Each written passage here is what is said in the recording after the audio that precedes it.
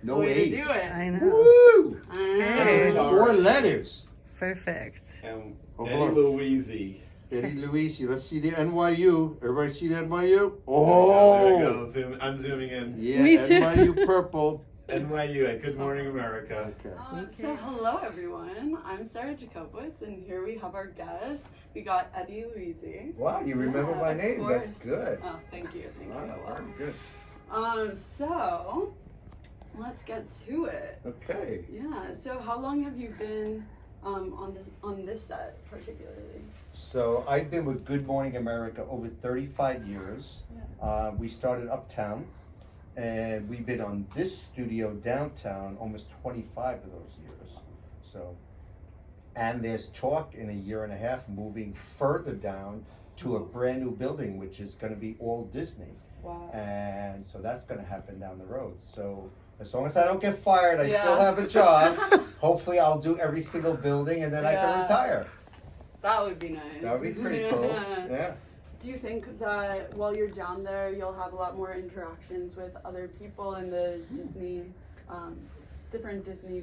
That's a good question. Yeah. houses? We had a whole meeting with the president of ABC News, and in the whole talk of the new building, the 10th floor is going to be a common area for all of Disney. Now, working Good Morning America, you know, you've been on the set, you were here all day long. You were here Yeah. for both shows, so that was Yeah. really great. You see all different celebrities. And obviously, we're Disney owned, so we have Disney shows, Broadway shows, movies. So, yeah, it would be very cool when we're wrapped to go up to the 10th floor and see what Disney stars are around, or writers, producers, directors, and kind of chat a little bit. Yeah, because right now we're isolated just in Times Square. Yeah. And even our offices are uptown, so we don't really see a lot of the uptown people. So now we're Okay. gonna be in one building. So yeah, it would be nice to have a little interaction. Supposedly, all of ABC shows will be in that one building. I'm Mhm. hearing there's gonna be a bunch of studios. And Right. today I heard 26 studios. I don't know if there's gonna be 26 studios. I think I initially heard 10. So either way, 10, 26 studios. I mean, maybe some of them are really just small, like a little room like this, that they Yeah. could just do little interviews. I think shows will interact. Right now, I work Good Morning America. In the old days, I used to come in, used to do Good Morning America, and I was done. Now, they started this GMA3, what you need to know, right? What you need to know. So we do GMA, we have a little break, and then we set up for the next show. So possibly at this point, when that's wrapped, they might send us somewhere else. You know what I'm saying? We're paid for 8 hours. So Yeah. I'm just grateful I have a job. Whatever the bosses have, you know, I'm up for it. For this show in particular, what do you see as being its purpose? Like, what do you think? What need does it address in society? So before I answer that, are you looking to be on camera? Because you're asking very good questions. Oh, thank you. You're welcome. Maybe. Yeah, you never know, right? I give a lot of talks to high schools and colleges, Yeah. especially pre-pandemic. They used to come here, so they used to be behind the scenes like you guys, and then I would give a little inspirational talk or a little creative talk.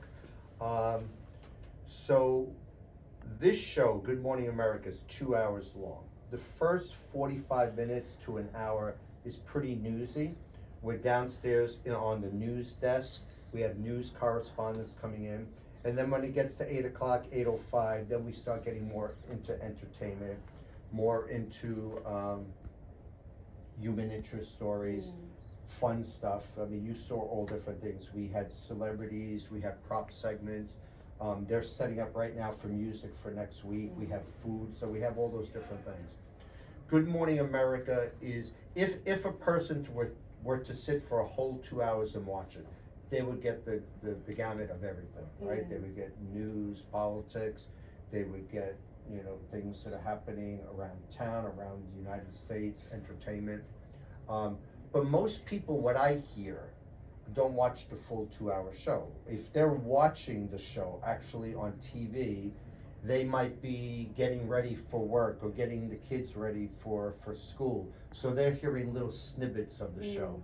That's why if you look at the rundown, and I think we gave you guys rundowns this morning, so later on, if you still have it, you can take a shot and maybe show the audience watching. In the old days, because I've been there 35 years, whatever was happening, that in the news, we would do a good 5-6 minute block on that. Any newsmaker that was in the news would be in our studio, or there would be a remote if we did remotes, Zooms, whatever. Now, if you look at the rundown, it's almost like a news show. We have maybe 10, 11 stories. It's bang, bang, bang, bang, bang. Right. Supposedly, with digital media and social media and all that sort of stuff, people's attention span is short. It's a minute 30. So they have all these quick little things. A minute 30 this, then we go to this, then we go to this, then we go to this. And I even think rating wise, and I'm not into ratings because I'm a stage manager, but I think ratings every minute and a half or so, they check ratings. So that's why the producers produce that type of format. So if you're watching GMA, Good Morning America, you're gonna have a little bit of everything. And you're gonna minute 30, pop. And then the later it gets, then we'll do 2-3 minute segments and stuff, because it's a different audience later on after 8 o'clock. So how do you cater to different audiences with your segments? Who is your audience, really? So, I mean, I could guess that as a stage manager. That's not my job to guess the audience, but the audience is America.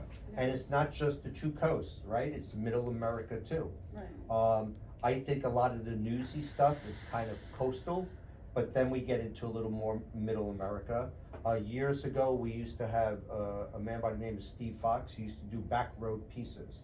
And they would have a camera crew like what you guys have, and they would go to different places in the United States and go to a little town or a town that just has a tiny little library, and they would do these back road stories about middle America. And they were wonderful, We don't do that as often, but in the old days we used to do that more.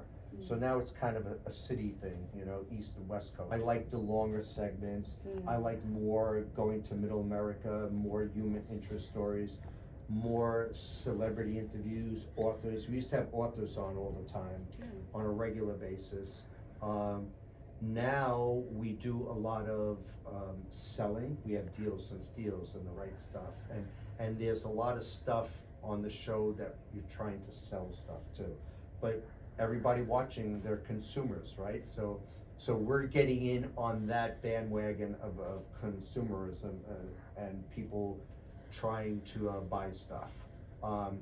We are Disney owned. Years ago we weren't Disney owned, so obviously we're going to promote Disney shows and Disney Broadway and all that sort of stuff. Makes sense, right? You have this 2-hour block and you're a big company, why not promote some of your stuff on national TV? Yeah. Do you think that a lot of this aspect of selling leads into trying to sell commercial time and all of that stuff? No, because commercial time is commercial time in between the segments. We're actually making the segments.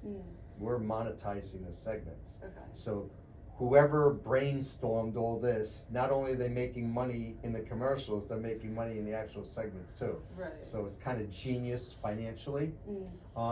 And our viewers love deals and steals and the right stuff. And they love that. So if the audience loves it, and if you look at shows on all the networks, everybody's doing stuff like that. The whole TV world, one person gets really creative, does something, and everybody copies, right?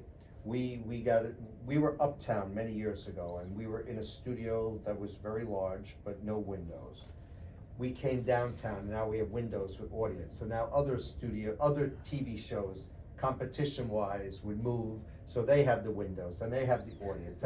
So everybody kind of looks at each other. Whoever's number one, you kind of try to assimilate that number one show to try to get more ratings. Even the people, there are certain people on certain shows that look like, wow, they look like our guys. You know what I'm saying? It's interesting. Is it right? Is it wrong? I don't know, but I see that. I feel like you see that a lot in social media too, with a lot of people. Like, you have companies like Twitter and Instagram and TikTok. They're all trying to incorporate each other's ideas into them. And I have a daughter who's 24 years old. She lives in LA, and she works for We Are Social. And that's a marketing company that works with influencers. So she sees all that, right? There's different influences. One person does this, well, everybody else is going to try to do that because this person has millions and millions of hits or is making money. and all that sort of stuff. But to be creative, to have that initial idea. Norman Lear just passed, right, at 101 years old. Back in the old days when he created All in the Family and then Jeffersons and all that, that wasn't on TV. He was creative, he saw something that wasn't there, but it was part of culture. Maybe people weren't seeing it on TV, but it was a reality. Some of these conversations and some of these prejudices and so I think this is going to be seen at NYU, right, for students, or is this going somewhere else? This is mainly for students, yeah. So students, you want to be creative, you want to have a certain idea, right? Because, yeah, anybody can have a job and anybody could duplicate something else and try. But if you have an original idea and you could do something yourself, that's what the world needs. I'm a very spiritual person too. We're all individuals. We're all put on this earth for a reason. And whatever way you communicate throughout this day, the questions you ask, the smile you have, you open a door, you chat with people. You're on the set, I saw you chatting with people on the set. Nobody else could do that. You're a unique person. So not only individually, but career-wise, everyone is individual. If you're an artist, a musician, a writer, if you're a plumber, you're a carpenter, you're a driver, you're unique, right? If you're an Uber driver and you have a certain personality and you make that person's day, or they feel safer, or you open the door, you say, thank you, please. Very interesting, because like I said, with my age, I see a lot of interviews and listen to a lot of podcasts. Yeah. And at the end, people say thank you. I grew up, thank Peggy you, Kim, who's you're a friend welcome. of mine, she's the You don't founder hear and you're president welcome of the Future Now So Media you Company. NYU Once a students, year you're in your in New 20s, York, let's usually get in your May, welcome back. They find a college and they have. I said thank you, I got the No, thank Yo, you. you're welcome. I was afraid to speak. Yeah, you bring up a very good point, and it just makes me wonder, how can we stand out when everyone's trying to, I don't know, replicate each other and become this like creative idea that like once one person has it, everyone goes for it. So how do we stand out? Okay, so right now, where are you? You're on the set of Good Morning Yes, America, you're interviewing true. me, the stage manager. You right now are standing out. Now, I don't wanna, pat myself on the back, but I'm the stage manager of Good Morning America. How many students do you know that are on the set of Good Morning America? How many students do you know are interviewing the stage manager of Good Morning America? How many students do you know are talking to the crew, talking to, you guys had nice personality, you were talking with the actors and you were talking with some of our guests. Yeah. That doesn't happen, right? Years ago when we used to have high schools and colleges visit us and I'd give them the talk, I would tell them the same thing I just told you, right? There's 10 of you, there's 20 of you that are here on the set of Good Morning America. Right now in your career, in your life, you're up here because you're in this elite group that went to Good Morning America and interviewed different people, right? So here's all the colleges all over the United States, all over the world that are not at Good Morning America, that are not interviewing me, that are not creating a video. You could have just came here, had a good time, went out to breakfast and done. You're creating a video to help people. So you're here. So I tell all the students, stay here. If you're up here, now keep on doing things that are out of the box, that are interesting, that are creative, that are different. Not what everybody else is doing, okay? Yeah. So you're here, so now continue that. I don't know if you made any other contacts with people here. So continue doing things like that. I also tell students, if you're trying to meet someone, you're trying to get a job, an internship, whatever, if you try to talk to somebody down here at the bottom, okay, here's the ladder of success. So you try to talk to a PA, an assistant, whatever, and you're coming out of college, you're kind of competition, right? Because you're kind of the same level. Right. If you go up here to a Robin Roberts, Michael Strahan, an executive producer, a director, even me, even though I'm not as big as them, but I've been around 35 years, there's no competition. You're not coming to Good Morning America and taking my job. Yeah. You're just not.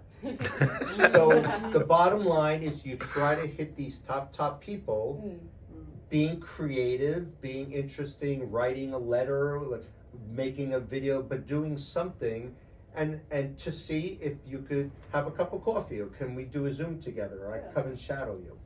When I started my career, I was doing news and sports. That was the beginning of my career. I wanted to do entertainment. And back in the old days, sitcoms. I loved sitcoms, situation comedies. They weren't doing sitcoms in New York. They were doing soap operas, right? The daytime dramas, news and sports, talk shows.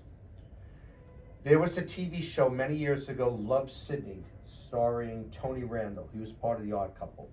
He came to NBC to do a sitcom.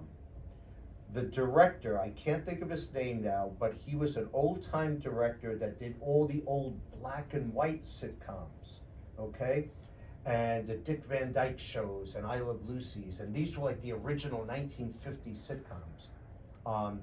What's his name? Hal Cooper? Could have been Hal Cooper. So I write a letter to Mr. Cooper at NBC because I know they're there. And I just tell him who I am and that there's no sitcoms in New York, and now you guys are here, and I loved you, all the work you've done. I watched all this. I would love to come and spend a day with you. Like 3 days later, I get a phone call from his assistant, his personal assistant. Mr. Cooper loved your letter. Can you come to the studio and hang out with him? I said, yeah, of course I can. I spent the whole day at NBC on the set of Love Sydney situation comedy, okay? Did I get a job? Am I directing sitcoms? No, but I had that experience, and I don't know if that experience touched me to be a better person, a better stage manager, if I saw something that was more creative. But it's all part of your life. It's all part of life. I've been through personal things that we don't need to discuss here that weren't so great. But if they didn't happen, would I be the person who I am right now? No, because something would have changed in my life, and this Eddie Luisi right now would be a different person. So I accept everything, right? The darkness, the light, everything makes you whole. So any experience, this is your experience right now.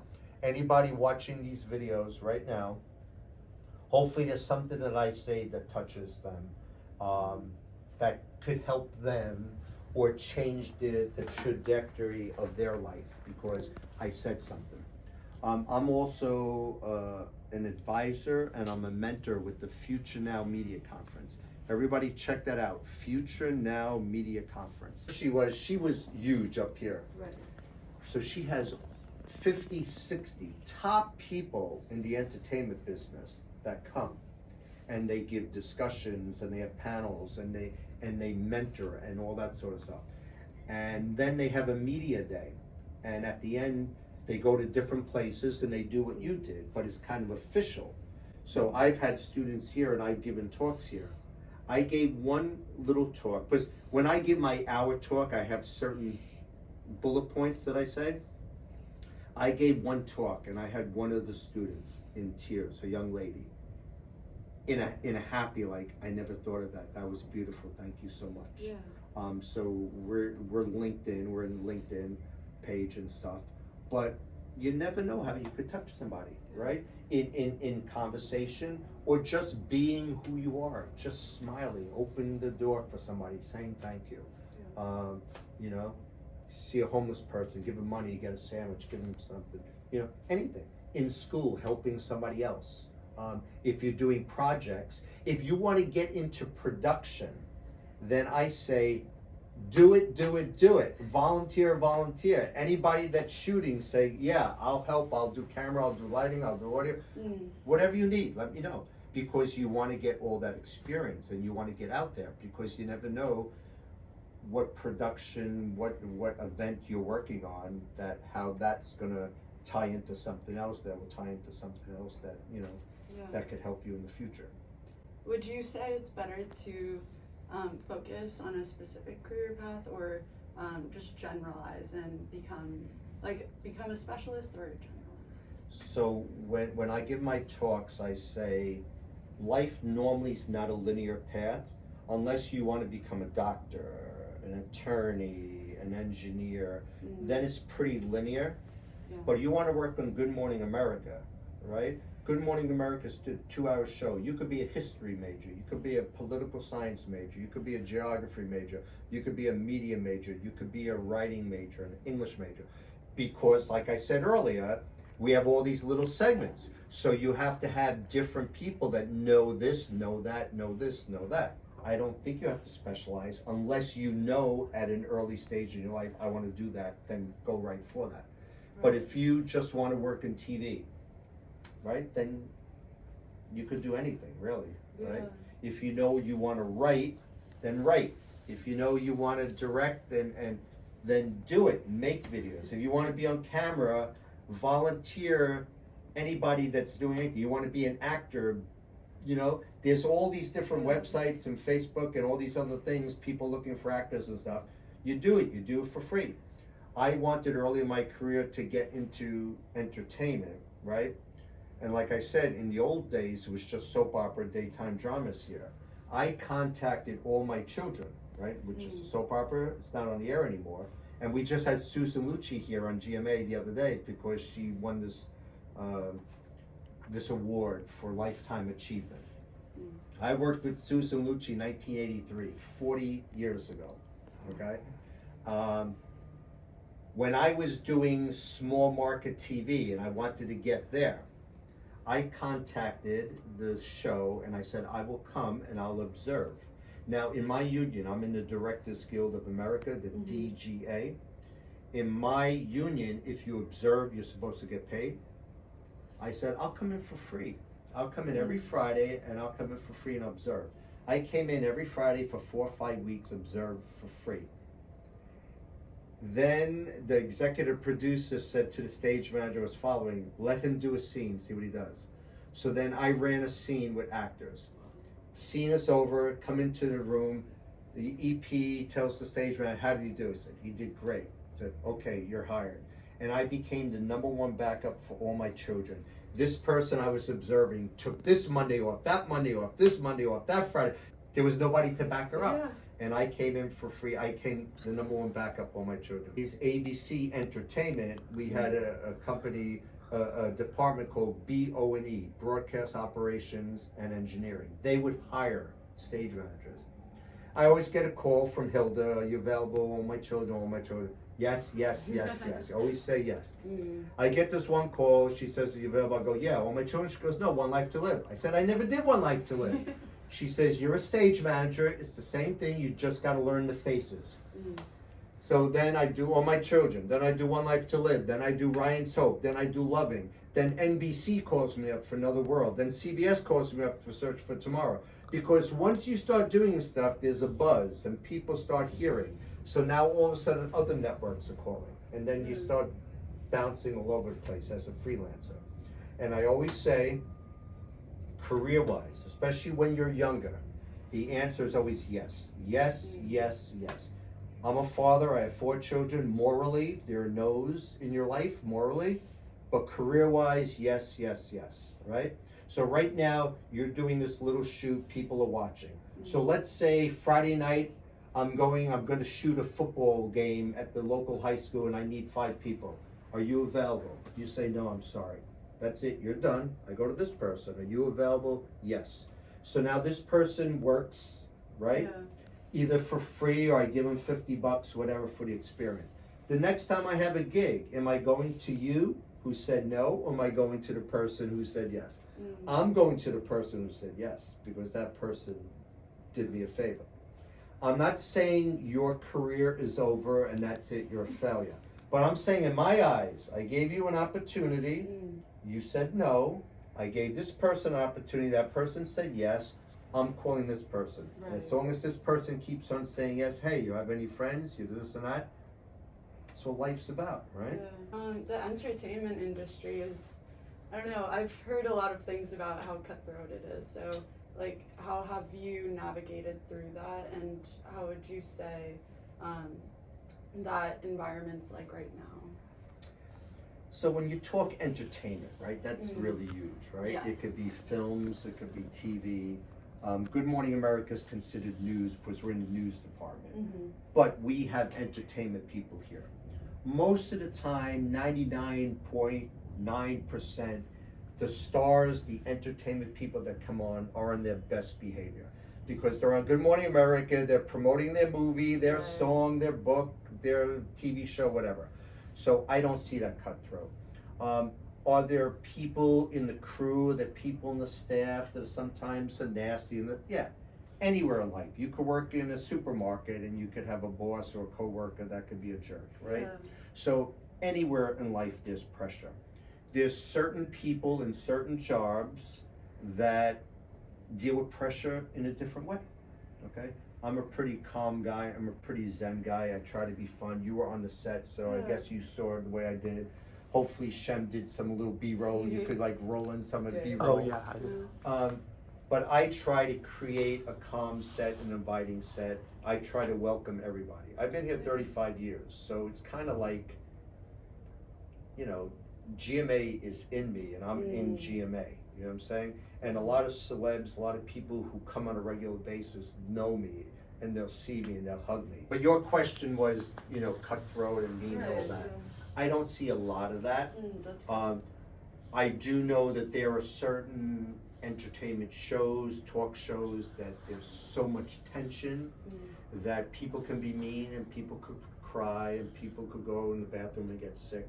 And it's unfortunate, but it happens. It really happens. I haven't been on movie sets or I haven't been on other sets. The soap operas were all really cool when I worked it. And once the scene is cut, everybody's happy and joking and this and that. We've had some actors here on our show and I always schmooze with them before or afterwards because I like to do that. And I kind of warm them up also because some of them are nervous when they come on the set. And I say, you know, I watch your show and there's always drama and there's crying and this and that. I said, like, do you need a therapist afterwards? And the actress says, no, as soon as the director says cut, we tell a joke and we laugh and we have fun. So certain people can get out of character, certain people stay in that character. You hear certain actors that they're, you know, they're in character even in the breaks because of you being a part of this incredible environment here at GMA. Like, I was walking around and everyone just seemed like pretty happy here. It felt like family. And so how do you go about cultivating that culture? I am, as a stage manager, I cue, right? I stand by the camera, 5, 4, 3, 2, I cue, right? That's calling cue. I'm also a very spiritual person. I'm a musician. I do church services. I write music.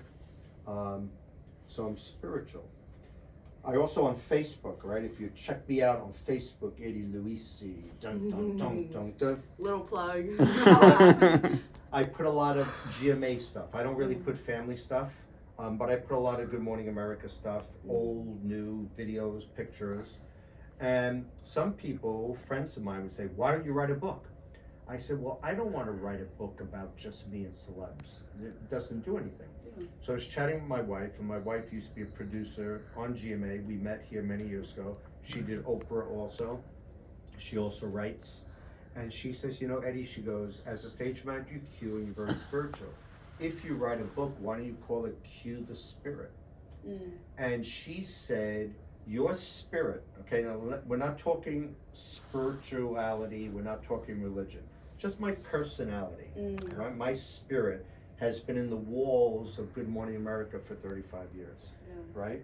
And like Shem said, he sees more of my spirit coming out. Yeah, I'm older, I've been doing it more and more. I know I'm at the end of my career here, so it's just more fun. Different people that come in that I known, because, you know, Garth Brooks was here the other day, and he said, okay, who am I promoting today? Because I had a college student who was a friend of his. I mentioned it right before his shot, and live on TV, he talks to the kid. He said, hey, you know. Yeah. So, and then John, for his bumper, right? A lot of times for the bumper, they stand, they wave, this and that. And I don't know what I said or start laughing. And then he starts dancing, does the booty thing. I cue the spirit. And that, there was nothing spiritual about it. It was just cue the spirit, warm people up. Being here for so many years, it's not this way anymore. But years ago, especially when David Hartman was around, Joan London, Charlie Gibson, they were hosts many, many years ago. When any guest walked into the studio, they were walking into their home. Our hosts would get up and greet them. They would bring them over.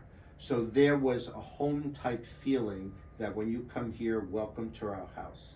When you talk about me, that you see me more, you hear me more. We had an executive producer, Jack Riley, who's now deceased, but he would call, don't break the fourth wall. Do you know what the fourth wall is? The camera. Right, so it's so basically you're in a room. So I don't want to hear the crew, I don't want to see anything, because people watching are thinking this is reality, this is a house, whatever. So don't break the wall. Then all of a sudden things change, so now the cameras spin around, they show us, we laugh, we have fun. But I feel, because I've been here so many years, when anybody comes, even you guys come in, I greet you, welcome, come to my home, you know? And I try to do that with everybody. We have a lot of social media people that are shooting behind the scenes for their artists, musicians, authors, celebs. I mean, you saw it, didn't you see people with cameras? We have our ABC still photographers that come in that shoot for us, for our social media. Everybody's there for a reason. They all have a job. I'm the stage manager, Good Morning America. This is our show. We're on network TV. There are certain people that this is my show, this is what we're doing, ba ba ba ba ba ba, and that's it. Everybody go back, everybody do this and that. No, I say, you gotta do, come on over here, get your camera, and I let people come in, I let them shoot. Or if I know I'm in a 3-minute commercial, I'll tell their people, come to the set, do what you need to do. You saw me do that with some of the people? Because we have sponsors. These sponsors are paying a lot of money. You want to come in with your cameras, do all that, because now they have cool social media stuff. They're up close, they have it through their vision, they can spin the camera around, show the crew whatever they want to do. We're all here for the same purpose. We're all in the same house, right? If you have somebody come inside your house, are you going to say, no, you stay over there in the dining room and you keep quiet and you're only going to get water and we're going to have this lavish meal? Doesn't make sense. Now, if you're in my way, I'll kindly talk to you and ask you to move. And I told everybody, including you guys, you're going to start here, but once we go here, we're all moving here. I try to tell people as much information as possible because it makes my job easier too. Because if you know, the other day we had 2 actors on with Willy Wonka and we had 5 chairs set up on the floor. And in the commercial I had 2.5 minutes to get rid of them, add another chair, bring in 30 nurses and doctors, wrap them around, bring in this big prop button that they're gonna press. So I told the actors, look, I'm not going to be rude, but as soon as I say clear, we have to have you move because I'm doing this, I'm doing that. They said, got it. They respect that because they know I have a job, I'm being professional, I'm being nice. Clear, go, right? And I told all the nurses and all the doctors, going to let you know, you're going to be behind the scenes. As soon as we hit commercial, I'm getting the actors out, you guys are going in. We got to move fast.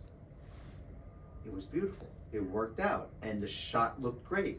But I was respectful to everybody. I told everybody. I didn't keep it in my head like I'm the boss and as soon as we hit commercial, then I give the direction. Because then you just sound like a jerk, right? So you treat everybody with respect. They're in our home, right? I cue the spirit. I cue my spirit. That's great. Thank you. He should be a teacher at NYU. Well, I am just so grateful that we had the time to come in and just tour around set and see everything, all the behind the scenes. We really appreciate it. And thank you so much for letting us have all this access and also letting us interview you. This has been amazing. You're welcome. So thank you. And you got free ABC bagels too. I'm taking him to Junior's right now. You want a slice of cheesecake? Awesome. Wow, guys.